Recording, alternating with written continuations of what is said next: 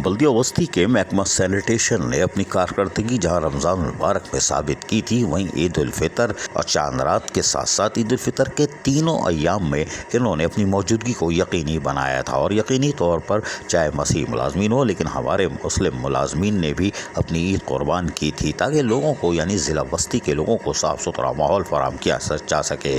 इस मौके पर सेंट सॉलिड वेस्ट मैनेजमेंट बोर्ड ने जहाँ खिदमत दी हुई हैं, यानी वो भी यहाँ काम कर रहे हैं, उन्होंने भी ईद के बाद अपने काम को मुतासर कुन तरीके से अदा करना शुरू किया। और यही वजह है कि नवाब सिद्दीक अली खान रोड गुलबर्ग टाउन की तरफ भी काम जारी है और यहाँ पर इसकी बाकायदा मॉनिटरिंग की जाती है। और तफस्सुल जो कि बहुत ही मेहनती है और यकीनी तौर पर देख लें कड़ी धूप में भी ये खड़े हुए हैं शाहराह पे कि लोगों को खिदमत फराहम की जा सके। साबा से कोई बात नहीं, लेकिन यकीनी तौर पर इनको सिला तो कुछ नहीं मिलना, लेकिन बहरहाल ये ड्यूटी पर मौजूद हैं। ये बड़ी बात है कि ज़िला बस्ती में अफसरान जहाँ लोगों की खिदमत के लिए ख़ुद भी शाहराह पर मौजूद होते हैं, वही ये काबिल तारीफ़ और काबिल एहतराम सैनिटरी वर्कर जो कि लावारिस हैं और इनको किसी किस्म की कोई मराद नहीं मिलती, ना कि यूटिलिटी अलाउंस, ना 25% बढ़ी हुई तनख्वाह और दीगर, यानी ये रोते रहते हैं। लेकिन आप देख सकते हैं कि कड़ी धूप में भी ये शाहराहों पर मसरूफ़ अमल हैं।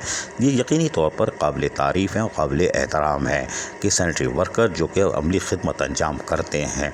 लेकिन बल्दिया बस्ती महकमा सैनिटेशन जहाँ अपने दस्तियाब वसाइल को बरवेकार लाते हुए तमाम सेंट्रल के इलाके में जहाँ सफाई सुथराई के काम को और शाहराहों पर बेहतर साफ़ सुथरे माहौल और सफरी सहूलतें मैसर करने की कोशिश करती है, वहीं पर यकीनी तौर पर अब मज़ीद वसाइल की ज़रूरत है। लेकिन सेंट सॉलिड वेस्ट मैनेजमेंट बोर्ड जब पूरी तरह काम को अंजाम देगा तो यकीनी तौर पर ज़िला बस्ती में मज़ीद बेहतरी आ सकेगी। ताहम हम कह सकते हैं कि महकमा सैनिटेशन बल्दिया बस्ती अमली तौर पर हरकत में देखा जा सकता है। अज़ीज़ आरिफ, KBS बल्दियाती न्यूज़ कराची। ऐसी ही खूबसूरत वीडियोस फ्यूचर में हासिल करने के लिए रेड बटन पर क्लिक करके और बेल आइकॉन को प्रेस करके हम सबके सब्सक्राइबर बनना मत भूलिए।